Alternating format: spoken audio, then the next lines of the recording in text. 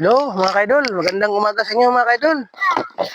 Tapon naman ako ng basura mga kaidol kasi mayroong nagpatapon. Buti na lang ito. Dagdag income idol. Mga kaidol. Dito ngayon ako sa basurahan ng mga idol dito sa landing. Malimbang Sultan Kudarat po. Diskarte lang mga kaidol. Meron kasi nagsasabi diyan mga kaidol na parang daw ako. Hindi naman sa ganun. Diskarte lang sa buhay. Kaysa hindi ka mag-diskarte mga kaidol. Di ba mga kaidol? Kailangan sa panahon natin ngayon is diskarte lang. Tiyaga. Kaya kung tulog-tulog pansitan ka mga kaidol, wala tayong mapapala. Yan. At sa mga baser ko dyan, huwag naman sana po ganyan. Magsalita na parang may ganyan na ako. Hindi naman sa ganun.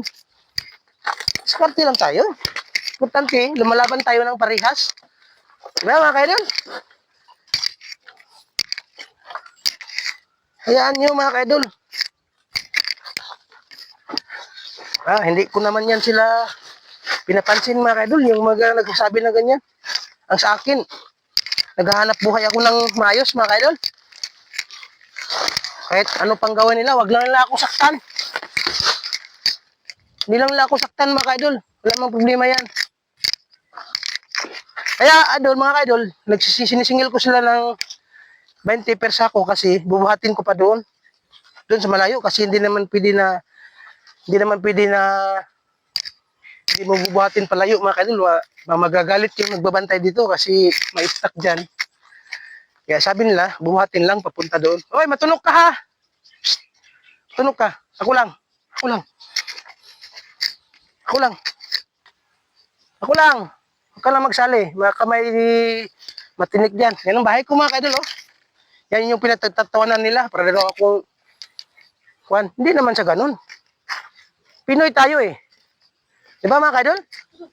Mautak ang Pinoy mga kaidol. Oh. Hindi basta-basta ang Pinoy. Ipakita natin sa buong mundo na madiskarte rin tayo mga kaidol. Yan. Nalabay ko muna ito mga kaidol. Ayan. Oo. Meron naman ako nakita na sapatos mga kaidol. Oh, dito. Iba naman ang kulay niya mga kaidol. Dipinsa doon sa mga tinik doon. Tunok? Ay, tinik. Baka patinik tayo ba? Mahirap na. Hindi tayo makalakad. Kasi maraming mga yung panang barbecue mga kaidol. Kaya, yan. Yung motor ko mga kaidol, normal man yan matumba kasi matutumba nga yung apat ang gulong. Yan pa kaya na dalawa lang ang gulong mga kaidol.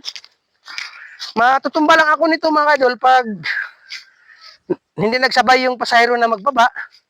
Siyempre mabigat yung kabila. Yan, matutumba yan, magtakilid ganyan. Pero hindi man mano. Pero yung nagatakbo, hindi natin maiwasan yan kapag disgrasya na ang sa iyo. Pero mag-iingat lang. Hindi mag-drive na lasing. Yan. Kailangan mag-drive, hindi nakalasing, hindi lasing para safe. Yan mga kaidol.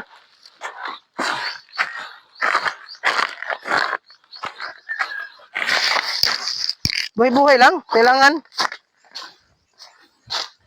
Kailangan sa bawat araw, palagi kang may pawis.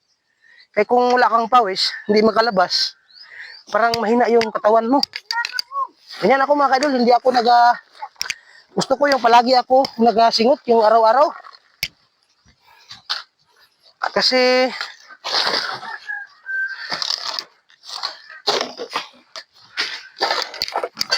at saka yung mga ganito mga kaidol, kinukuha ko yan. Ito. Kaya kasi, pagdating doon sa bahay, puputulin ko ito mga kaidol, lalagyan ng lupa. Taniman ng taniman ng gulay. Yan. Para hindi ka na magbili. Kasi magbili ka pa. Yung sibuyas, tanim mo dyan. Magdadagki man yan, nagdadagki, maglalaki man yan. Yan mga kaidol. Kahit marumi itong trabaho ko mga kaidol, at nakakapira din ako. Oh, meron ng bakal dito. Makakapira din. Diba mga kaidol? Yan lang. Importante. Masaya ka sa ginagawa mo mga kaidol.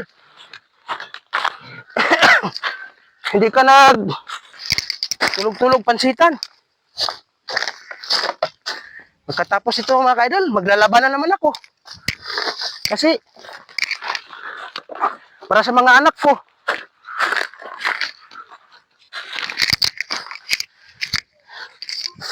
Yan mga kaidol. Pinsa na kayo mga kaidol, wala akong kameraman. Kasi, hindi ko siya nakita, naglaag siguro yun. May pinuntahan.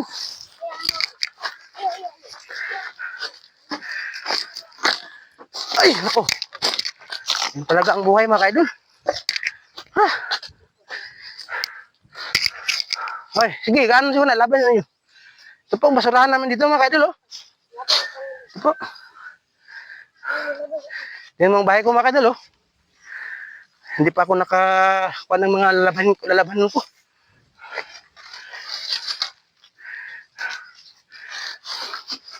Yan talaga ang buhay mga kaidol. Kayod. Habang buhay tayo, kumakayod. Diba mga kaidol? At salamat sa inyong panonood mga kaidol.